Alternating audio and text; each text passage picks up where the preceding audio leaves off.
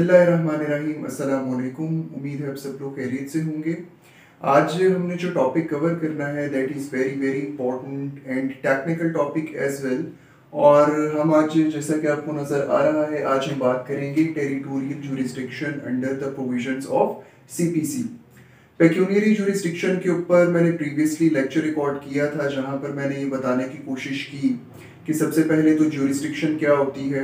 Jurisdiction में एक दफ़ा फिर बताता चलूँ कि power of a court to apply its judicial mind and give an effective decision, यानी जहां पर किसी कोर्ट के पास कानून की तरफ से ये पावर मौजूद हो कि वो क्या कर सके कि एक केस में अपना जुडिशियल माइंड अप्लाई करे और उसके अलावा उसके अंदर वो क्या कर सके कि एक फैसला दे सके जो कि एक इफेक्टिव डिसीजन की हैसियत रखता हो। तो उसको हम क्या कहेंगे कि उस कोर्ट के पास जुरिस्डिक्शन मौजूद है। तो अब हम यहाँ पर बात करेंगे टेरिटोरियल जुरिस्डिक्शन की। ये बात भी मैंने पहले कही थी, दोबारा से मैं रिपीट कर देता हूँ कि जहाँ पर हम कोई दावा लिखते हैं, जब हम कोई प्लेंट फाइल करते हैं किसी भी कोर्ट में, तो वहां पर हम लाजमी तौर पर कोर्ट को बताते हैं कि the honourable court has got the jurisdiction to entertain upon the matter in hand, यानी जो दावा हम दायर कर रहे हैं, जिस कोर्ट के अंदर हम ये दावा दायर कर रहे हैं, उस कोर्ट के पास जुरिस्डिक्शन मौजूद है। ठीक है। अब ये जो टेरिटोरियल जुरिस्डिक्शन है, ये रिलेट करती है बेसिकली कि जो सब्जेक्ट मैटर है वो कहाँ पे सिचुएट करता है, या फिर जो हमारे साथ आप कह लें कि रॉन्गफुल एक्ट कमिट हुआ वो कहाँ पर हुआ, हमारे अगर राइट की इन्फ्रिंजमेंट हुई तो वो कहाँ पर हुई, हमारा कॉज ऑफ एक्शन अराइज हुआ तो कहाँ पर हुआ। कॉज ऑफ एक्शन के लिए भी पहले मैंने बात की थी, उसमें हम ये मतलब ले सकते हैं कि वो कौन सा ऐसा वाकया, वो कौन सा ऐसा इंस्टेंस था, वो कौन सी ऐसी चीज़ थी कि जिसने आपको कोर्ट में आने पर मजबूर कर दिया, यानी कि वो नुक्ता, वो पॉइंट जहां पर आपको लगा कि अगर मैं कोर्ट में ना गया तो फिर मेरे साथ या तो ये जो रॉन्गफुल एक्ट है ये होता रहेगा, मेरे राइट्स की ब्रीच होती रहेगी, या फिर मेरे पास कोई और रेमेडी, कोई और दरवाजा, कोई और जगह अब नहीं बची है मां सिवाय ऑनरेबल कोर्ट के। ठीक है। तो ये बेसिकली कॉन्सेप्ट है कॉज ऑफ एक्शन का कि वो कहां पर अराइज हुआ। ये मैं इस वजह से बता रहा हूं कि आगे चलकर ये प्रोविजन हमें देखनी होगी कि कॉज ऑफ एक्शन कहां पर अराइज होता है और उसके मुताबिक फिर हम कहां पर सूट फाइल करते हैं। तो पेक्यूनियरी जुरिस्डिक्शन, जस्ट एक लाइन में बोलूंगा कि वो जुरिस्डिक्शन जहां पर आप सब्जेक्ट मैटर की वैल्यू को देखते हैं। ठीक है, कि ये कौन सी कितनी वैल्यू है इस सब्जेक्ट मैटर की और हम कितना रिलीफ क्लेम कर रहे हैं। ठीक है। तो सिविल के अंदर ये दोनों जुरिस्डिक्शंस होती हैं, पेक्यूनियरी जुरिस्डिक्शन भी जिनको हम वैल्यू या पैसों के हिसाब से देखेंगे, और टेरिटोरियल जुरिस्डिक्शन जो कि टेरिटरी की बात करेगी कि कोई प्रॉपर्टी कहां पर सिचुएट करती है, कॉज ऑफ एक्शन कहां पर अराइज हुआ, या डिफेंडेंट कहां पे रहता है। ठीक हो गया, यहां तक आप अपना माइंड क्लियर कर लें। उसके बाद अब हम डायरेक्टली आते हैं इसकी प्रोविजंस की तरफ कि टेरिटोरियल जुरिस्डिक्शन की प्रोविजंस कौन कौन सी हैं। तो बेसिकली इसके अंदर सेक्शन 16 से लेकर 21 है सीपीसी के, ये रिलेट करते हैं, ये सारे टेरिटोरियल जुरिस्डिक्शन से मुतल्लिक सेक्शंस हैं। अब इसमें आपको परेशान होने की जरूरत नहीं है, इसको ब्रॉडली 3 कैटेगरीज में डिवाइड किया जा सकता है। ठीक है। और इसमें आने से पहले मैं आपको एक बात बताता चलूं कि ये जो लेक्चर है इसको हम 2 फोल्ड रखेंगे। पहली स्टेज के ऊपर मैं सिर्फ आपको ये बताने की कोशिश करूंगा कि इसमें कौन कौन सी कैटेगरीज हैं और उनके हवाले से हम कहां कहां पर सूट फाइल करते हैं। उसके बाद हम देखेंगे कि जो सेक्शन है उनके अंदर क्या क्या लिखा हुआ है, कौन कौन सी टेक्निकलिटीज मौजूद हैं, और उनकी हम एक्सप्लेनेशन की तरफ जाएंगे। यहां तक बात क्लियर होगी। अब सिंपल ये है कि 3 ब्रॉड कैटेगरीज हैं कि जहां पर हम डिवाइड कर देते हैं टेरिटोरियल जुरिस्डिक्शन के हवाले से अपने सूट्स को। ठीक है। कैटेगरी नंबर 1 आपको यहां पर नजर आ रही है, रिलेटेड टू इमूवेबल प्रॉपर्टी, जिसको डील करते हैं सेक्शन 16 टू 18, यानी कि पहले काइंड के सूट्स, पहले काइंड के दावाजात जो हम दायर करेंगे वो होंगे related to immovable property. Immovable property यानी कोई घर बना हुआ है, कोई जमीन है, कोई लैंड है, कोई इस तरीके की चीज है जिसको हम एक जगह से दूसरी जगह ट्रांसफर नहीं कर सकते। ठीक है।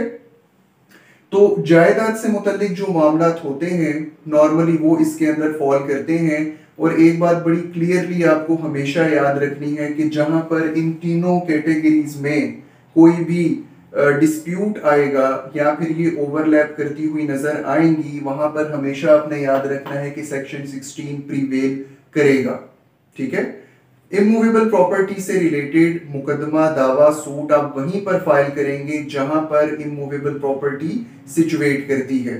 ठीक है, मिसाल के तौर पर एक प्रॉपर्टी मौजूद है इस्लामाबाद में, ठीक है, और एक बंदा जो कि रावलपिंडी का रिहायशी है वो इस्लामाबाद में प्रॉपर्टी परचेज करता है और उसके हवाले से अब वो एक दावा दायर करना चाहता है। ठीक है, अब जो डिफेंडेंट है उस केस का, जिसके खिलाफ वो अपना क्लेम लेकर आ रहा है, वो अटक का रेजिडेंट है, वो अटक का रिहायशी है। अब यहाँ पर सिचुएशन ये बन गई कि plaintiff is resident of Rawalpindi, defendant is resident of अटक, बट द प्रॉपर्टी सिचुएट्स इन इस्लामाबाद। अब इन तीनों कोर्ट्स में से ज्यूरिसडिक्शन किसको हासिल होगी? डेफिनेटली हम सेक्शन 16 पर जाएंगे कि जहां पर इमूवेबल प्रॉपर्टी सिचुएट कर रही है, इस स्पेसिफिक एग्जांपल में इस्लामाबाद में, तो हम अपना दावा इस्लामाबाद में लेकर जाएंगे। ठीक है, तो पहले अपना माइंड बिल्कुल क्लियर कर लीजिए कि जहां पर भी इस कैटेगरी में, इस कैटेगरी में या इस कैटेगरी के अंदर कोई भी डिस्प्यूट हो तो सेक्शन 16 ऑलवेज प्रिवेल करेगा। ठीक है, तो ये बड़ी सिंपल सी कॉमन सी बात है। अब सेक्शन 16 को भी मैं एक्सप्लेन करूंगा, 17 भी और 18 भी, ये अगली स्टेज पर। ओके जी, अब दूसरी जो कैटेगरी है वो है रॉन्ग्स टू पर्सन्स और मूवेबल्स। अब पर्सन्स का मतलब क्या है कि आपकी बॉडी से रिलेटेड कोई भी रॉन्गफुल एक्ट कमिट करता है। ठीक है, मसलन कोई आपको मारता है, कोई आपको बीट करता है, कोई मतलब है कि आपको जिस्मानी तौर पर फिजिकली नुकसान पहुंचाता है। एक तो ये वाले सूट, और उसके अलावा मूवेबल्स, मूवेबल प्रॉपर्टी लाइक आपकी बाइसिकल है, आपकी गाड़ी है, आपकी बाइक है, या कोई और मूवेबल प्रॉपर्टी उसके अंदर इन्वॉल्व है और उसके खिलाफ कोई भी बंदा रॉन्गफुल एक्ट कमिट करता है। मसलन किसी ने गाड़ी का शीशा तोड़ दिया, किसी ने जो है वो पत्थर मार दिया, किसी ने आपको जो है वो नुकसान पहुंचाया जिस्मानी तौर पर। अब यहाँ पर हम किस तरीके से इसको डील करते हैं? वेयर रॉन्ग कमिटेड और डिफेंडेंट रिजाइड्स। ठीक है, अब इसको हम देखेंगे कि दो तरीके से हम दावा दायर कर सकते हैं। एक तो ये कि जहां पर आपके साथ वो रॉन्गफुल एक्ट कमिट हुआ है, मसलन मैं let's say if I reside in Rawalpindi, मैं क्या करता हूं, मैं अपनी गाड़ी पर इस्लामाबाद जाता हूं किसी काम से, वहां पर एक बंदा क्या करता है कि पत्थर मारकर मेरी गाड़ी का शीशा तोड़ देता है। ठीक है, अब देखिए मैं तो रेजिडेंट हूँ रावलपिंडी का, ठीक है, लेकिन मेरी गाड़ी को नुकसान कहां पर पहुंचा? इस्लामाबाद में। वो रॉन्गफुल एक्ट कहां पर कमिट हुआ? इस्लामाबाद की टेरिटोरियल ज्यूरिसडिक्शन में। तो इस तरह की सिचुएशन में मैं सूट फाइल करूंगा इस्लामाबाद की कोर्ट में। ठीक हो गया। इसी तरीके से जहां पर डिफेंडेंट रहता है वहां पर भी सूट फाइल हो सकता है। अब इस एग्जांपल को आप ऐसे ले लें कि जो डिफेंडेंट था वो पेशावर से आया हुआ था अपने किसी काम के लिए, ठीक है, और पेशावर से आया और इस्लामाबाद में आकर उसने मेरी गाड़ी को नुकसान पहुंचाया। अब यहाँ पर मेरे पास ये राइट भी है कि मैं पेशावर में जाकर सूट फाइल कर सकता हूँ।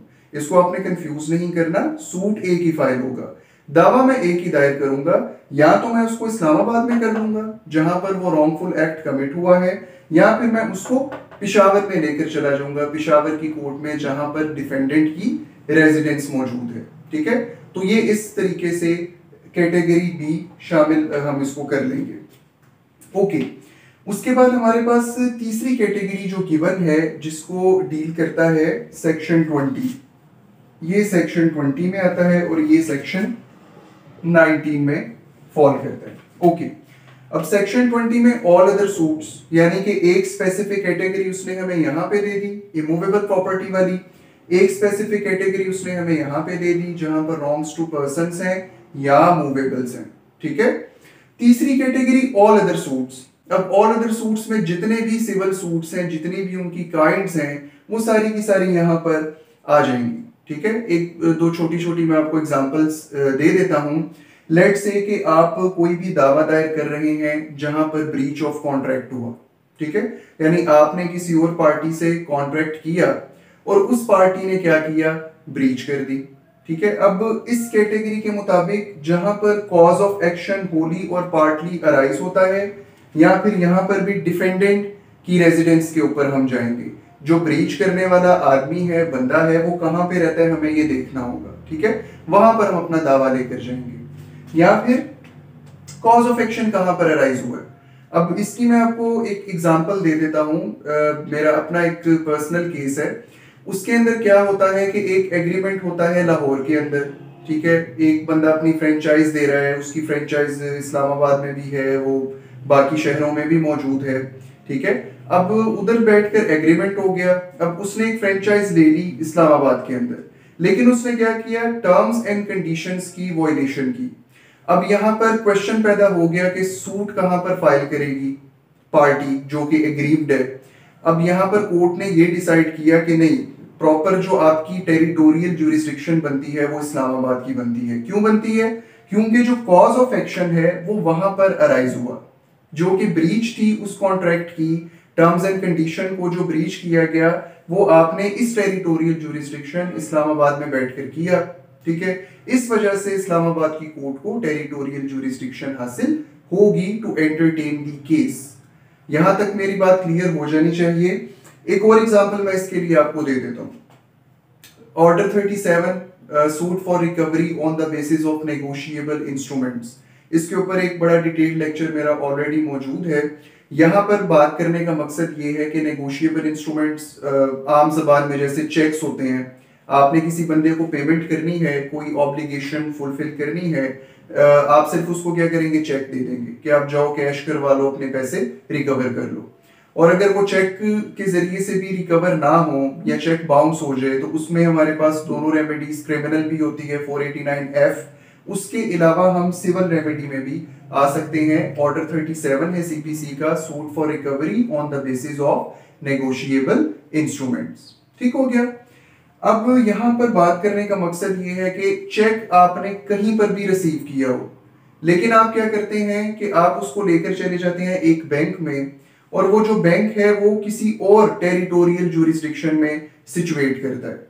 अगेन मैं पिंडी इस्लामाबाद की आपको एग्जांपल दे देता हूं। ये इस वजह से मैं बार बार दे रहा हूं क्योंकि एक तो ये ट्विन सिटीज हैं, इनके अंदर डिस्टेंस बहुत कम है, और प्रैक्टिकली हमारी जो भी प्रोविजन है 16, 17, 18 की और बाकी भी इन इस पूरे चैप्टर की, वो यहाँ पर बहुत ज्यादा अप्लाई होती हैं। आगे भी मैं इन्हीं दोनों सिटीज की बात करूंगा। अब रिसीव किया मैंने चेक रावलपिंडी में, but I went to Islamabad to recover my money. हो सकता है कि मैंने अपना बैंक अकाउंट वहां पर खुलवाया हो, मैं वहां पर ज्यादा कंफर्टेबल फील करता हूं, मैंने वहां पर जाकर वो चेक प्रेजेंट कर दिया, ठीक है। अब वो चेक वहां से डिसऑनर हो गया। अब देखें कि हो सकता है कि जो डिफेंडेंट है वो भी उधर ही रहता हो, पिंडी में, या वो इस्लामाबाद में रहता हो, ठीक है। फिलहाल हम कॉज ऑफ एक्शन को देख रहे हैं, तो मैं इस्लामाबाद में अपना सूट फाइल कर सकता हूं। क्यों? क्योंकि मैं वहां पर चेक लेकर गया, वहां पर वो डिसऑनर हुआ, ठीक है, वहां पर मुझे मेरी रेमेडी नहीं मिली, और वहीं पर मेरा कॉज ऑफ एक्शन अराइज हुआ कि यार इसने तो चेक भी अब डिसऑनर हो गया, अब मुझे कौन पैसे देगा, मुझे तो कोर्ट में जाना पड़ेगा। तो फिर इस सिचुएशन में मैं यही देखूंगा कि मेरा कॉज ऑफ एक्शन कहाँ पर अराइज हुआ है, और प्रेफरेबली मैं फिर उधर इस्लामाबाद डिस्ट्रिक्ट कोर्ट में जाकर ही अपने केस को फाइल करूंगा।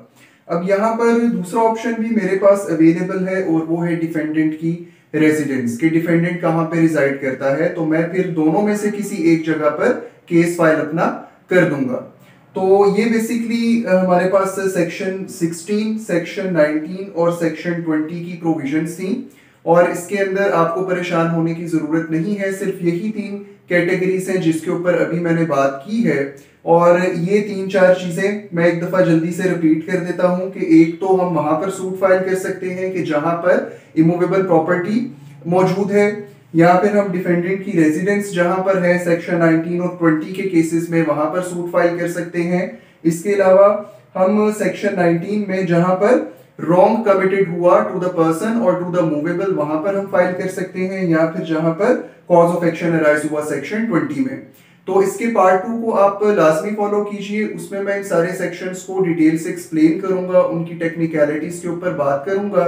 तो अपना बहुत सारा ख्याल रखें। मुझे आज के लिए इजाजत दीजिए। अल्लाह हाफिज।